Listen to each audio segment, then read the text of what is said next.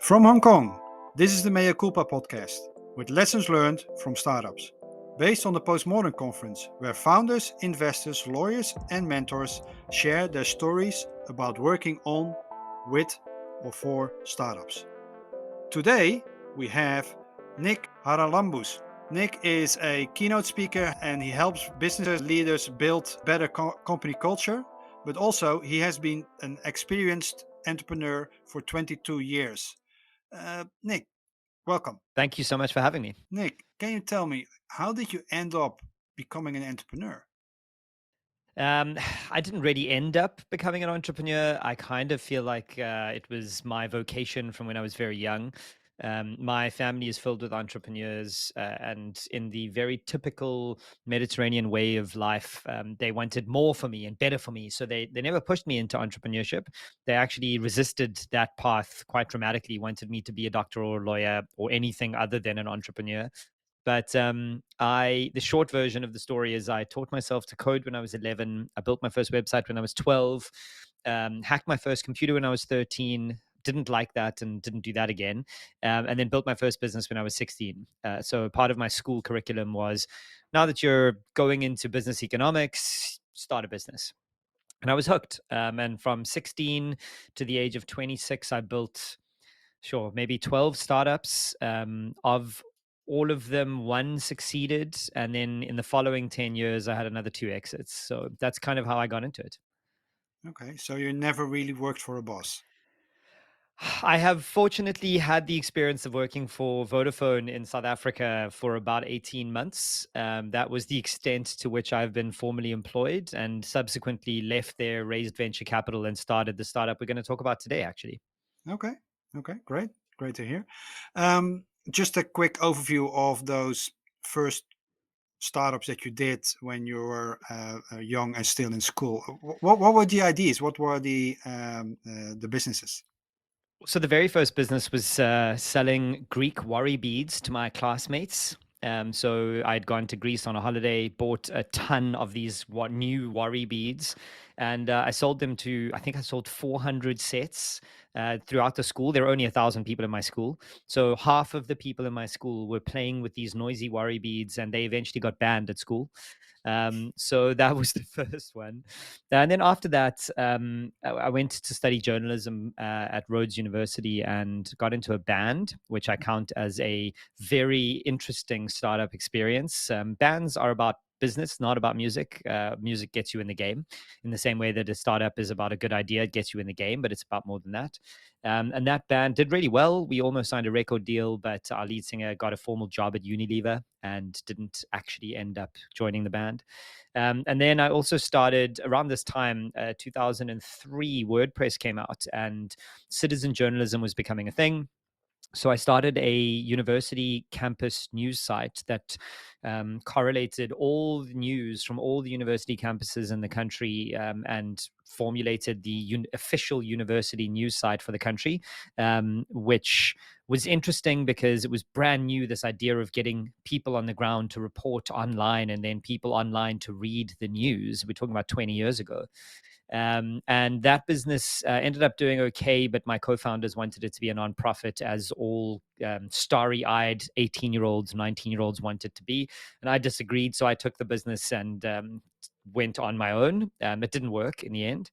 I then started a social network around the same time Facebook started, about a year after Facebook started, called DigSpot, which was a social network for students in digs to communicate with each other, share information about landlords, recipes, that sort of thing. And student businesses are very hard to make work because students think that students are the center of the universe, and they're not. Um, and from there, actually, that story, a short little lesson on that one. I raised my first venture capital for that social network, and about 5 days later, gave the money back to the angel investor, because I had no idea what I was doing. And I thought to myself, let me rather just give this guy his money back, save the network, save the relationship, and go and do something else rather than waste this guy's money. And to this day, still have my co-founder and the investor as friends in my network. So those were some of the businesses that I started before the age of 22. Okay, you raised that capital from that angel investor based upon some assumptions, some promises, some validation. Uh, what did those 5 days, mean for you? What did you discover in those 5 days when that money was in the bank? I discovered that I had no idea what I was doing. That I'm a better salesman at that time than I was an execution startup guy. So the lesson was to go and learn how to execute before you raise funding. We didn't have product market fit. We had a good sales pitch. We had a good product that looked good, but we didn't have traction. So luckily, we looked at this and we thought, what are we going to do with this little money? South African venture capitals. So I'm now based in London, but at the time I was in South Africa. Venture capitalists in South Africa give you just enough money to fail. And unless you've got a really good idea of how you're going to use that tiny amount of capital to scale, you may as well just give it back, because you are inevitably going to learn the lesson that you need more money to prove. Mm. And we just decided that in those 5 days, our reputation was more important than raising money and blowing this guy's capital. Okay. And then you know what your weak points are. How do you go about to acquire those skill sets? Um, in my life, hard grind, knocking my head against a wall and learning the lessons. I like to call that living at the forefront of incompetence. That the smartest people I know that they don't know things, and they're willing to bash their heads against the wall and go, "Oh, okay, I can't go through that wall. Let me take a left turn and go through that wall." So for me, it was very iterative, very reactionary. The first book I wrote was called Do, Fail, Learn, Repeat, because that's how I built businesses for the first 10 years that I was a business builder. Is I'd do something, it would fail. I'd be aware enough to learn that it was failing, and then I'd repeat and try something different until something stuck. And I think that a lot of founders do that. Founders who don't have a network of mentors who can help them and advisors who can push them. I was alone. I was just building stuff with other people who I knew that were like me building stuff. So that was kind of how I learned. I'm also a firm believer, having taught myself to code from the age of 11 and being internet native. I'm a firm believer that if you want to learn something, there is free information available. Wikipedia is free to access. YouTube is free to access. Sure, you need the data costs, but the data costs are coming down further and further. So if you want to learn how to code, just go YouTube it. Go and find an online course. So that's kind of how I put stuff together. Oh, I don't know what a shareholders agreement is. Let me Google and find a lawyer and then contact them and ask them. And that's really how I lived. I'm not afraid to be the dumbest person in the room, and that helps me learn a lot faster than a lot of people. Um, Quite often, when you start out, you have no network. What you already said earlier. I also think that maybe at that point, we were talking about 20 years ago, there was not a vibrant startup community. Actually, nowhere except maybe for Silicon Valley, especially not in South Africa. How did you get in contact with that one angel investor that said, "Hey, I like this guy. Let give him some money." So we took advantage of the old school corporate network. So one of my co-founders had been working with banks, doing some like youth development and helping the banks understand younger communities, like students. So we tapped into the executives at the corporates and we just hit them up for money that we knew they could afford. And we were brazen. We put a business plan together and we just pitched them. And they luckily gave us money. It was a much crazier time. I mean, back then you could raise money off a business plan, off a one-page business plan, because the dot-com bubble had burst in the US, but that had left waves around the world that, holy crap, there is a bubble, but there's tech. And if there's tech, there must be something cool. So what happened in the US with the bubble meant that the knock-on effect was that other countries were starting to evolve their Silicon Valleys. And we luckily at the time just had ideas and were brazen enough to pitch them. Right.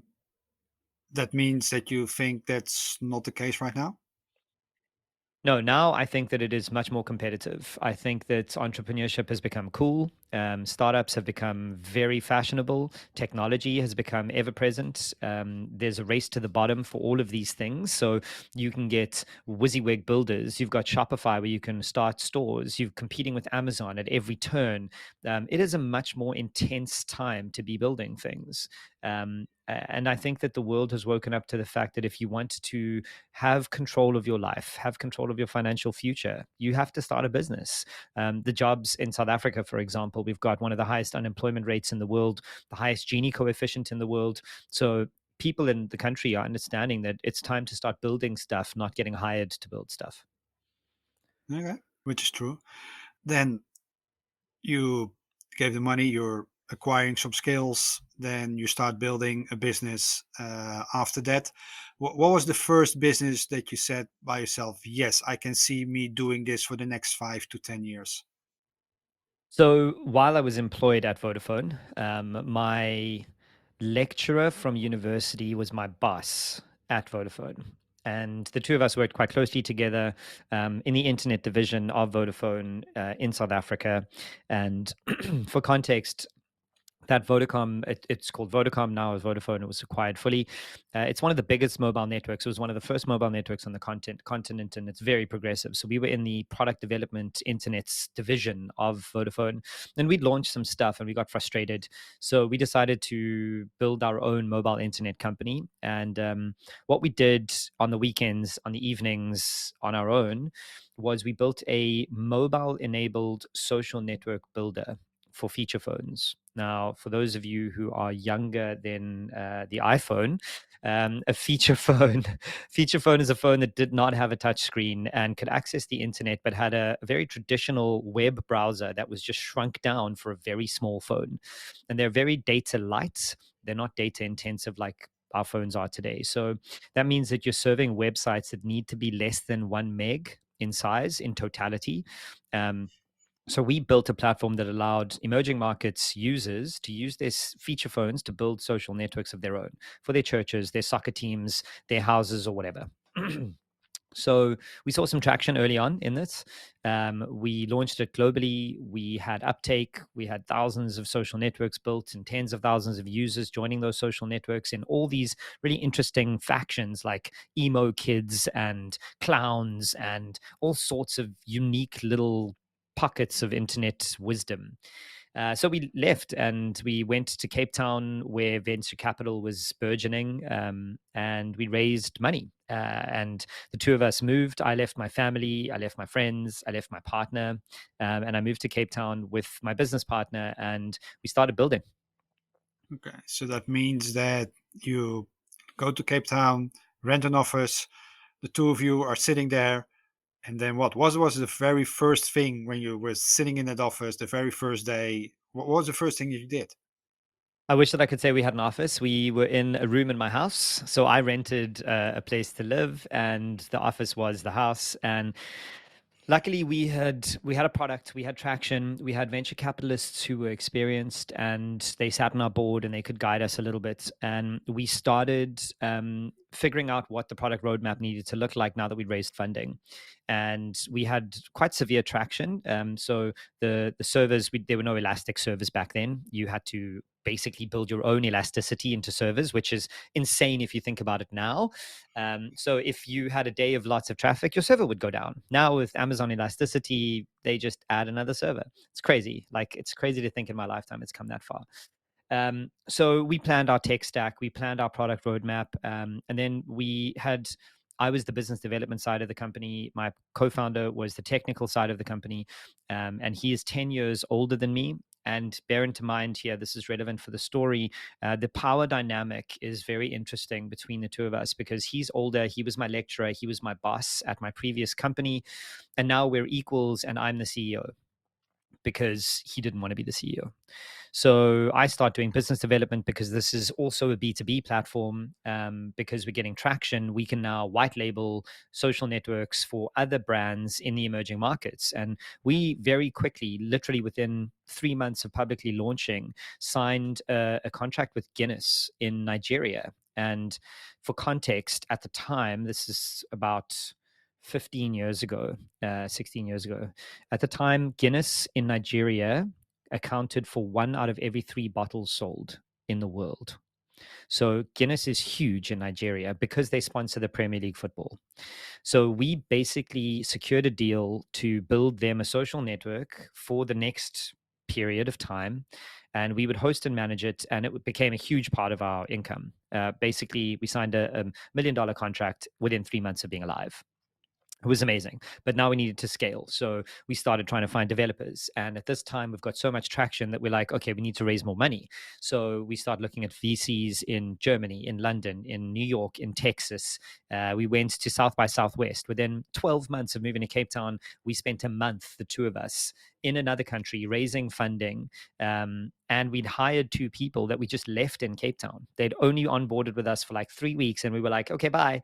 That's fun. We're going to leave you now. And both of us just left. So, I mean, you can just get a sense of the dramatic trauma that is incoming because we're scaling like every startup thinks they should. We're growing because growth is good. It's what the venture capitalists expect. It's what we expect. And then the growth stopped. Then after 18 months of working with Guinness, the agency in the middle copied our code, rebuilt our platform, and took Guinness on directly and cut us out of the equation and didn't renew the contract for year 2 or year 3. And that was 3/4 of our income gone. And we had to start doing retrenchments. The co-founder relationship started to break down pretty dramatically because I'm a 25-year-old CEO, first-time 25-year-old CEO with a 35-year-old business partner who is a CTO who doesn't believe I'm capable. And so I do what any business co-founder will do. I start business development. I go up to Johannesburg. I sign us some more deals. And very vividly, I remember this is now year 2, August. I come back to Cape Town and sit down with my co-founder after 3 weeks on the road. And I'm like, good news. I've signed us 4 new clients. We're break even. Like we're back on track. And he looks at me sitting across at the coffee shop and he's like, that doesn't matter. I've sold the company and you've got 3 days to decide if you are coming with me or if you're going to block this deal or what you want to do. And if you don't, I quit and I'm leaving. And I was like, that's a joke, right? He's like, nope, it's Tuesday today. You've got till Friday to decide. Here's everything. Like, let's move forward. And I was absolutely shell shocked. This is a guy I'd known for 10 years at this point or 8 years, and we'd been on holiday together. Our families had been on holiday together, and he was being serious. So there's a couple of things that are interesting to learn. He didn't have a fiduciary responsibility or the legal wherewithal to sell our company. He went to these buyers behind the backs of me and the VC. He exposed our books to them. He showed our strategy to them, and he secured his job. And in lieu of the deal, he would become the CTO of this new business that they were building. And this was the biggest social network in, I would say, in Africa at the time. There was a company called Mixit, MXIT. It was basically WhatsApp, but 10 years before WhatsApp started. They were doing instant message over apps forever. And they ended up acquiring our business. And it was a brutal and intense 6-month period between me finding out, in fact, not even 6 months, 3 months. This all went down in 3 months, from August to December. And it was brutal and intense. And yeah, we ended up having to sell the business to these people, and I left the company. Because I was almost in the beginning of your answer going to ask co-founder agreement, those kind of things in place, vesting. Yep. Was it in place? Obviously not, or was there something No, in it place? was. Yep. Yes. Okay. Yep. So one thing I can say, in spite of my naivety, is I do always plan for divorce. When you are signing a contract, plan for divorce, not for a happy marriage. Then you can forget about it. And the other perspective I have here is the second you have to refer to a shareholders agreement, it's over. Like if you have to look at the fine print, your relationship is done. And luckily, at the time, I didn't feel like it was lucky, but luckily, our venture capitalists were very good. They were young, they understood co founder relationships. And when I presented them with this, they said to me, well, what do you want to do? And I said, well, I want to fight. It's my company. I can do this. Like, we don't need him. And they said, yes, but we invested in a co founder pair. And now that pair is broken. And for you to recover from this is going to take you months of hiring, of getting unbundling him from this business. Finding new income is just going to be too difficult. So we recommend you sell. And I was like, no, I'm going to sue him because he's broken his fiduciary responsibility. He has basically sunk this business and everything in it. And he's in for millions and millions because he's done this. And they said, maybe you should think about this. And then they did something that at the time felt a little bit questionable, but in hindsight was the right move. They said to me, you can choose to fight this. And how would that look? Or you can choose to have a positive exit. And how would that look?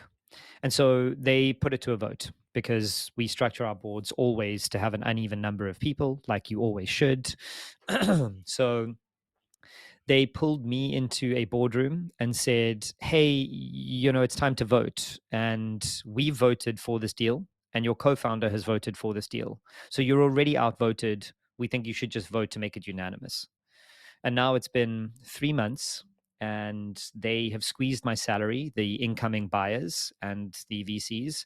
They've boxed me out of the business. I haven't been paid prior to that for 6 months because we were going through a very hard time, whereas my co-founder did not take a salary cut. Red flag number one for anybody who's listening. Because he said, "Oh, I'm older than you. I've got a family. I can't afford this." If that's the case, then your vision isn't aligned with your co-founder, and you shouldn't be building with this person. So now I've gone about 9 months without a proper salary, and there was a moment where I thought, okay, I'm not going to vote for this. And to pause that voting, I had met with the incoming CEO, the guy who was buying our business, and he started to squeeze me even harder. And eventually one day he phoned me on the phone and said, look, we think this deal needs to happen, and you are holding it up, and this is taking too long. And I literally just looked at the phone and swore at him. I said, F you, and I hung up the phone. And then everybody started phoning me again because now the deal was off and I was going to cause trouble. So now we're back in the boardroom and it's time to vote. So I voted for this unanimous decision because it's what everybody else had done. Unbeknownst to me, in another boardroom, half an hour later, they sat my co-founder down and said, listen, Nic's already voted for this deal. We've already voted for this deal. We think you should vote for this deal. And then we're all unanimous. So in theory, they tricked me into voting for this deal. But they did it because they knew it was the best outcome. It was a profitable exit for everybody involved. I got to get paid. I got my first successful exit, and I got to walk away. Whereas, fast forward 18 months, and the business that acquired my business went bankrupt, and the co-founder that had sold me out was out of a job. So, in hindsight, it kind of all worked out for the best. And there are so many lessons for me to unpack in this one scenario that defined so much of what I built for the next 12 years that, we can jump off from here. Yeah, I can definitely understand your thinking. I can also definitely understand the investor's perspective, but I can also understand your probably lack of sleep at that point, and it was a very rough 3 months. Yeah, I mean, let me give you some context on the lack of sleep. That was the period in my life that I really truly understood what burnout was. Before burnout was a topic of conversation and mental health mattered. That startup, because I was too young to understand what my body was going through and what my mind was going through. I was working the typical startup, and I hate this, the hustle porn times. I was working 18-hour days, 7 days a week, 6 months in a row, grinding it out. And the outcome of that, my body manifests stress very physically. And for those of you listening, if you have a stomach ulcer, it's probably stress. If you have chest pain, it's probably stress. If you can't sleep at night, it's probably anxiety. I didn't realize all of these things. So I had this compounding effect that I wasn't getting paid a salary. I had 15 staff that needed to get paid salaries. My co founder wasn't taking a pay cut. So all of the financial pressure was on me. I was in a new city without any support structure, and I was building a business that nobody had built before in the place we were. And about 2 months into building this business, or 3 months into building this business in Cape Town, I woke up at about 3 a.m. with an immense stomach cramp and had to drive myself to the emergency room because I had nobody around me. And I actually had a stomach ulcer that was about to rupture. And that was purely stress induced. Following that, over the next 12 months, I had kidney stones twice. I had insomnia, and my body forgot how to regulate urine. So I was peeing every hour on the hour for 24 hours a day for weeks at a time. Think about that. That means that every hour you're trying to get sleep, you're waking up to go to the toilet. It became a joke in my team that, oh, Nick's going to pee, it must be 3 o'clock. Oh, Nick's going to pee, it must be 4 o'clock. So the stress and the mental health strain that I was on was insane. In that 18-month period, 24-month period, I went from a person who had his hair in a ponytail to almost bald. It was, I am now fully bald. None of you can see me, but I'm fully bald and embraced it. I have a big thick beard though, so I feel okay about it. So these things all manifested and taught me what burnout really looked like. This is the face of burnout. This is the insane coolness of hustle culture. And I've dedicated the last 10 years after this to telling founders that it doesn't have to be that way, to trying to tell my story as honestly and openly and transparently as possible so that you realize that there are more important things than building your startup. One of them is health. And now I've evolved this into what I call the sacrifice fallacy. This idea that this fallacy that you have to sacrifice your mental and physical health to build something of value is actually completely incorrect. Founders are trained to put themselves at the bottom of their priority list, when actually, if you put yourself at the top of your priority list, you are a more enjoyable person to be around. You do your best work, you attract the best talent. If you put yourself at the bottom of that priority list, you're underslept, you're underrested, you are underfed, you are underexercised, and you are an absolute painful human being to be around. If you prioritize yourself, then you are a better human being to be around. You do your best work when you are well rested. All these founders I know are looking for a silver bullet. Let me tell you what that is: 8 hours of sleep. Consistently getting 8 hours of sleep is that secret pill that you've been wanting to make you rich. It's sleep. And if you're one of those people who tells me, oh, I only need 3 hours of sleep, no, you don't. You're wrong. You are absolutely wrong. You're not Casey Neistat. You're not Bob Marley. You need more than 3 hours of sleep. And when you do get it, you'll be a better version of yourself. Correct, definitely. When I had to say goodbye to one of my first companies that I set up, my first baby was also forced, not in the way, but I was physically ill from that. Like there were like 2 or 3 days that I didn't come out of the out of bed, and probably around like 6 or 7 days that I did not go out of the house because there was so much, things that I had to go through physically also and mentally to say goodbye for that. But on the other hand, and I always say the first one was extremely painful, but by the time it's number 7, you get better at it. So in one way or Absolutely. another, yes. Absolutely. I mean, your point resonates with me. It took me months to overcome this trauma. Like it was like a loss, because for me it was losing a co-founder, losing a business, losing a friend, and losing a mentor. All of those things are wrapped up in this business. So it was very intense. I remember, and I learned this lesson, and I'll never do this again. I remember receiving the sale document, and in Cape Town it was 33 degrees. It was just boiling hot. I was sitting in my boxer shorts in my living room watching TV. The documents arrived. I paused the TV, signed the documents, threw them on the table, and carried on watching TV. And this was the first successful exit of my business. And I never celebrated. I never went for a drink. I never patted myself on the back because it was this brutal trauma. And looking back, that was 5 or 6 months of overcoming this trauma, of understanding what had happened, of coming to terms with these losses, and then realizing that I didn't celebrate anything. That whole period was just me busting my ass for nothing. And to this day, no matter what it is, I will celebrate small victories because they count, they matter. They also galvanize your brain and your team because people like to celebrate wins. So that lesson was a very important one for me, that I still stick by today.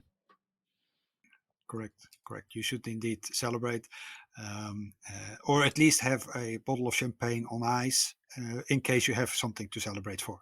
Absolutely. And you know, even if it's a failure, there's lessons in that. Like that experience taught me so much about failure, about growth mindset, about partnerships, that it's defined what I call my Nicisms, my 10 to 12 rules for living.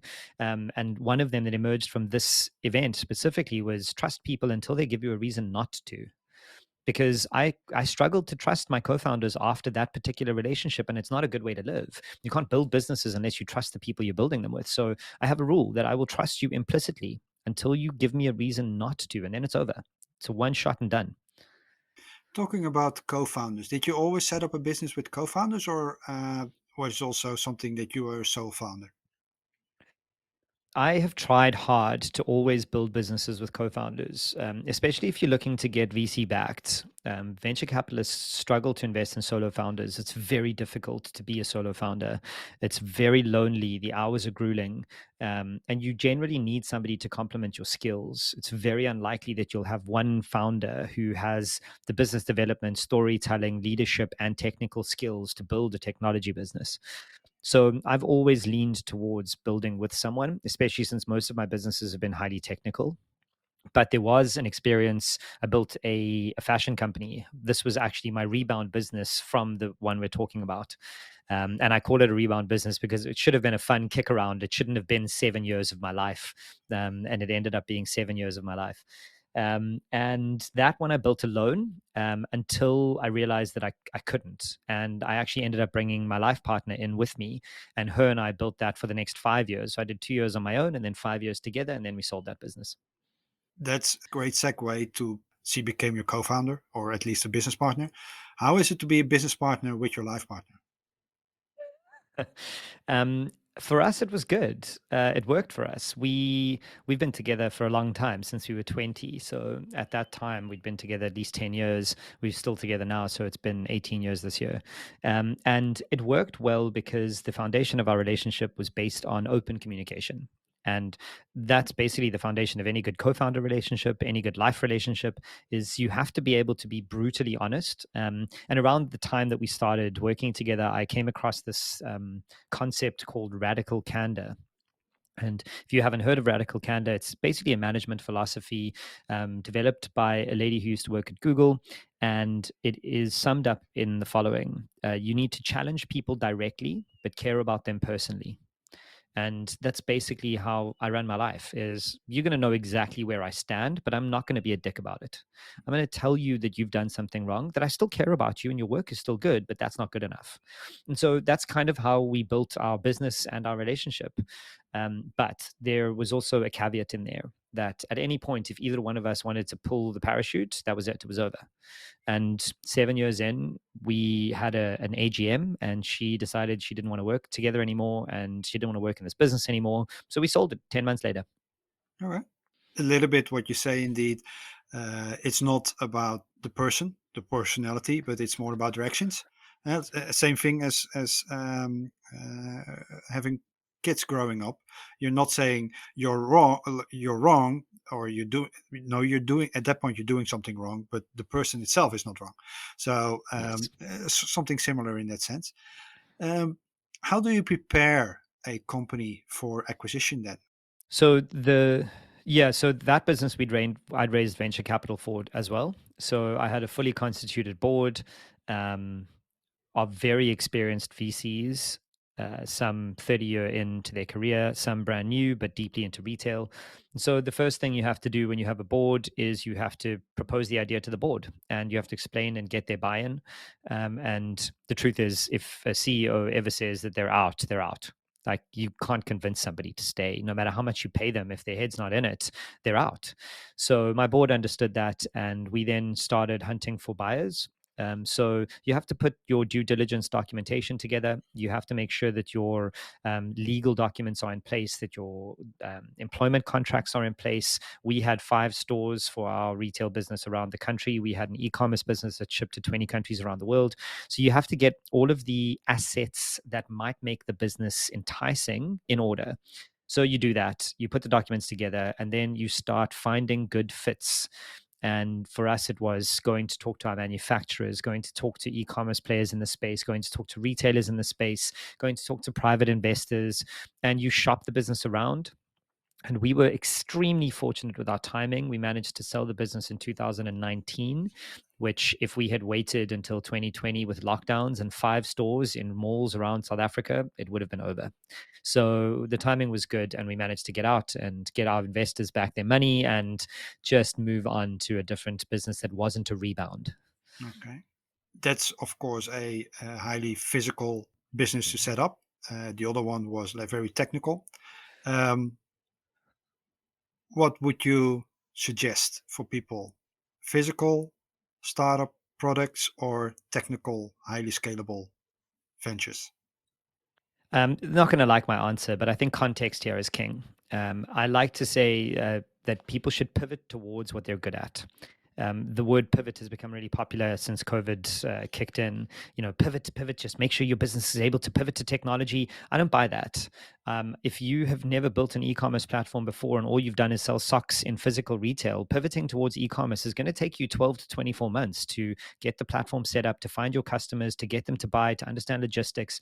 So there isn't really an easy answer to this question. The easy answer is figure out what you are best at, what you can do that other people just can't, and then pivot towards that. And it might not be a product, it might not be technical, it might be service. You might be a great speaker. Like I've shifted my career to being a keynote speaker of late and publishing books because I am good at and have a passion for telling stories. So that's my advice: is find something that you're good at and then do that for a while, because building businesses is nuanced. There isn't a hammer you can hit on the head with that solves all the nails that are businesses. It just doesn't happen. Some businesses need good storytellers, even if they are technical. And I have a good story around this. I once interviewed and met a founder of a company called Prometheus Fuel. His name is Rob McGinnis, and he is a drama major who is also a scientist. And he has invented a way to extract CO2 emissions from the atmosphere and turn them into fuel that our current cars can use. And he is very open to say that the only reason he's managed to raise funding is because of his drama major, that he is able to tell a good story. So the advice is pivot towards what you're good at. Don't avoid those skills. I spent most of my career wondering why I wasn't technical enough to be a CTO. Well, CTOs can't sell products. They need business founders to go out and sell. So pivot towards what you're good at. Yeah, correct. Quite often, indeed, you need at least two people, but if possible, four co-founders, because then all the four aspects of building a business are covered. Like legal, you can hire, HR, you can hire, but all the critical items, the four of them should be there covered in the founding team. Yes. Yeah. If you're taking a big swing at $1 billion business, I agree with that. Um, what is often given advice that you don't agree with? Growth. I think people say that growing is the only option for startups. And that was one of the big lessons, the hindsight lessons that I learned from my co-founder experience was we thought that growth for the sake of growth was cool. And it isn't. What's cool is profit. Like profitable startups raise more money. Profitable startups have control. They have leverage. They can hire the best talent. They can take their time and build the best business. We are in a world right now where we believe that things need to be fast when they don't. And I'm very happy to say that I'm going to a conference in Italy next month that is focused on zebra startups, not unicorn startups, founders that are building sustainable, slow growth, profitable entities that do good, that have purpose. Those businesses are the ones that have been around for 100 years and you've never heard of. The WeWorks, the Ubers, those are high growth unicorns that often come crashing down. And look right now, the stock markets are red, the crypto markets are red. Businesses that are surviving are profitable. So growth for the sake of growth is not a good idea. You don't need to raise money just because you need to grow. You need to figure out why you need to grow at the rate you're looking at. Do you need 100% year on year growth? Absolutely not. 10% will get you where you need to be. 10% compounding growth over 10 years is a massive business that you never have to worry about again. So why? Why do you need to grow just because people tell you to grow? Correct. That's correct. Thank you very much. What's something that's not a secret, but most people don't know about you? Just by listening, it's not a secret, but you won't know that I am quite heavily tattooed. and that I got my first tattoo when I was 14 years old. And it is a really important part of my identity. Every city I go to, I get a tattoo of the city that reminds me of that city. So I'm pretty heavily tattooed. Okay. Okay. And if there's one thing you want people to take away from this talk, what is it? I don't think I spoke about this directly, but the one thing that I'm trying to help people understand, it's kind of tied up, is most people have never defined what success looks like to them. Like, do you want a big startup with thousands of staff and billions in turnover because you want that, or because it's what other people believe you should want? Are you building this business because you want to build this business, or because you think you need to pay for your salaries or your lifestyle, or what? Like, have you defined success? And then the knock on to that, the second order effect of defining success is figuring out where you want to be. So most people believe that they're trees. I am here, I have roots, I am stuck. And let me tell you, you're not a tree. You don't have roots. You have agency, and you need to exercise it. You can only exercise your agency when you understand what you are striving towards and what version of success is yours. Using myself as an example, I don't like cars.